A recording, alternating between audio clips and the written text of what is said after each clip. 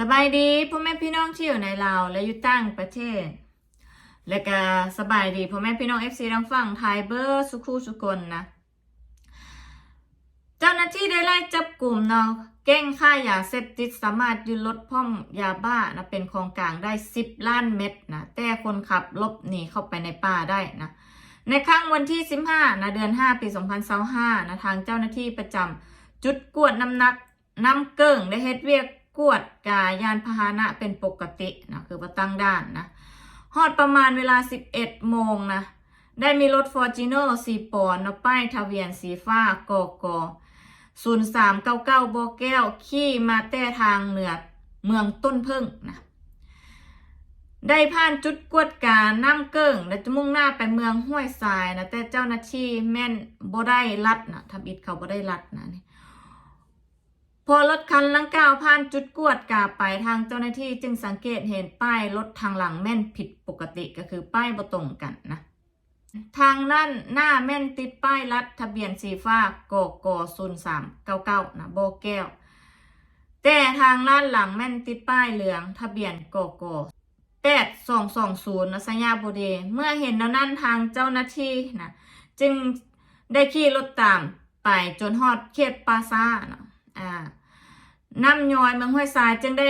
เห็นรถ Fortuner คันลังกล่าวและรถกระบะบิโก้สีขาวจึงเปลี่ยนป้ายบ่จื้อป้ายทะเบียนนะจอดอยู่แคมทางพร้อมทั้งมีคนประมาณ 2-3 คนหลังจากลงมาเปลี่ยนป้ายทะเบียนรถ Fortuner นะเขากำลังเปลี่ยนป้ายอยู่ทางเจ้าหน้าที่จึงได้จอดรถเพื่อลงไปกวดกาแต่กลุ่มคนลังกล่าวแม่นได้แล่นขึ้นรถแล้วลบหนีไปนะ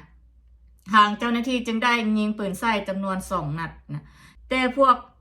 ผู้เกี่ยวบ่จอดนะดังนั้นเจ้าหน้าที่จึงได้ขับรถตามไปจนฮอดส้นขัวปากงาวเนาะรถ Fortuner แม่นได้เลี้ยวเข้าไปทางบ้านน้ำแลส่วนรถกระบะวิโก้แม่นได้แล่นไปทางเมืองห้วยทรายเจ้าหน้าที่แม่นได้ขี่รถไล่ตาม Fortuner เข้าไปทางบ้านน้ำแลพร้อมทางยิงปืนใส่จำนวน8 นัดนะและก็ยังบ่ยอมจอด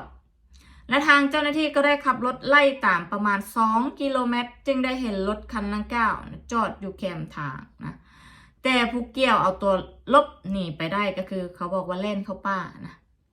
จากนั้นเจ้าหน้าที่ประจำจุดกวดด้านน้ำหนักน้ำเกิ่งจึงได้ประสานงานทางกองบัญชาการปกส.แขวงบ่อแก้วให้ไปสมทบกวดการรถคันดังกล่าวเนาะผ่านการกวดการของเจ้าหน้าที่เห็นว่ารถคันดังกล่าวแม่นมีสารเสพติดประเภทยาบ้านะจำนวน50 เป่ามี 5,000 มัดเนาะเท่ากับ10 ล้านเม็ดนะ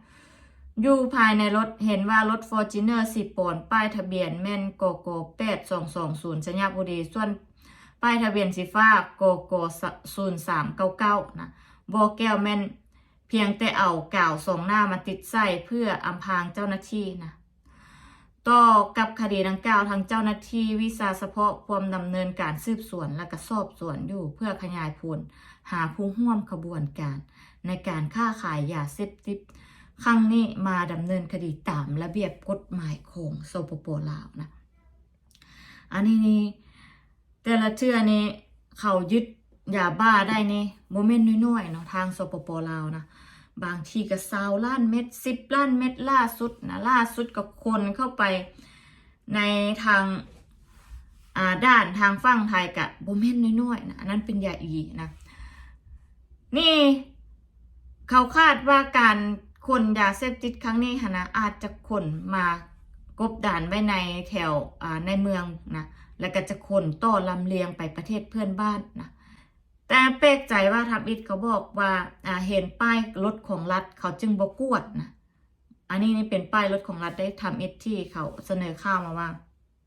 เป็นป้ายทะเบียนของรัฐนะเขาก็เลยบ่กวดให้ผ่านไปง่ายๆนะพอผ่านไปแล้วจึงเห็นป้ายสีเหลืองทางหลังเขาก็เลยตัดสินใจนะกวดรถคันดังกล่าวนะติดตามรถคันดังกล่าวจึงนำมาซึ่งการไล่ล่านะเห็นให้เจ้าของรถหันเล่นหนีเข้าไปในป่าบ่สามารถจับตัวคนร้ายเข้ามานะลงโทษตามกฎหมายได้เชื่อจับของกลางอยู่ในสปป.ลาวหันเจ้าของรถหรือว่าเจ้าของ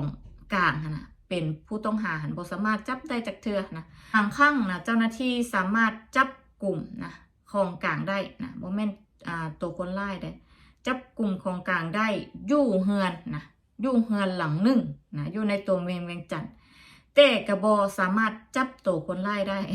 แล้วก็บ่ฮู้อีกว่าเฮือนหลังเก้าเป็นเฮือนของผู้ใดนะผู้ใดเป็นเจ้าของเจ้าหน้าที่บ่สามารถฮู้ได้อันนี้นะและข่าวมันก็เลยเงียบมานะครั้งนี้หันเขาใส่รถป้ายของรัฐนะแสดงว่าต้องมีผู้ใหญ่อยู่เบื้องหลังนะอยู่ในนั่นแหละนะอยู่ในสปป.ลาวนะถ้ากากวดกาสืบสวนให้ดีก็อาจจะฮู้ตัวคนร้ายนะว่าคนร้ายหันซื้อหยังนะและอีกสำคัญอย่างหนึ่งนะรถเถื่อนอยู่ในสปป.ลาวหันระบาดหนักนะระบาดหนักอีหลีนะถ้าเกิดมีรถเถื่อนพวกนี้ดูหลายๆเนี่ยเขาก็ซื้อรถเถื่อนในราคาถูกนะเขาเอามาแก้คนยาพวกนี้กับจะบ่ฮู้คือกันนะว่ารถนั้นเจ้าของรถนั้นเป็นของไผ่นะเพราะว่าเขาซื้อรถเถื่อนมาเด้นะรถเถื่อนในนี้เขาประกาศอยู่ที่300,000นะบ่มีหนังสือเขาอะถ้าอยากได้หันสามารถติดต่อกันได้นะอันนี้ค่อยเห็นเขาโพสต์ขายนะเขาบอกว่าขายอยู่ในราคา300,000นะแต่ว่าราคานั้น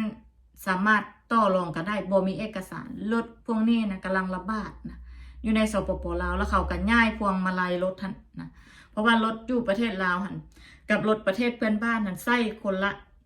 ฝั่งกันพวงมาลัยนะนี่แหละถ้าเกิดว่ามีการกวดล้างอย่างดีนี่นะกระเจนให้บ้านเมืองสะอาดขึ้นนะเจนให้ลูกหลานทันมีอนาคตขึ้นนะอย่าเฮ็ดแบบถ้าเกิดว่าเห็นแต่ป้ายรถเป็นของรัฐเป็นของกระทรวงหันนะแล้วบอไปติดตามบกวดกานี่หันเจ้าหน้าที่กะละเลยหน้าที่นะ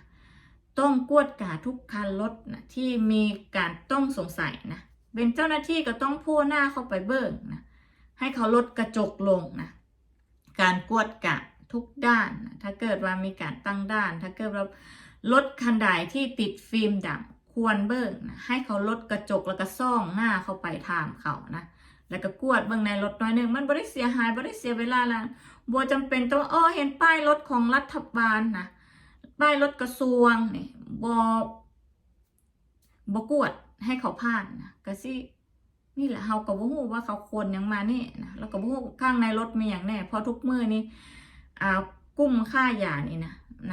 มันตบตาเฮ็ดจังใดจะตบตาเจ้าหน้าที่ได้นะจึงผ่านด้านนั้นได้นะควรเบิ่งนะติดตามไปนำกันว่าทางเข้าประเทศลาวเขาจะรายงานข่าวต่อไปว่าสามารถจับคนร้ายมาลงโทษได้บ่นะ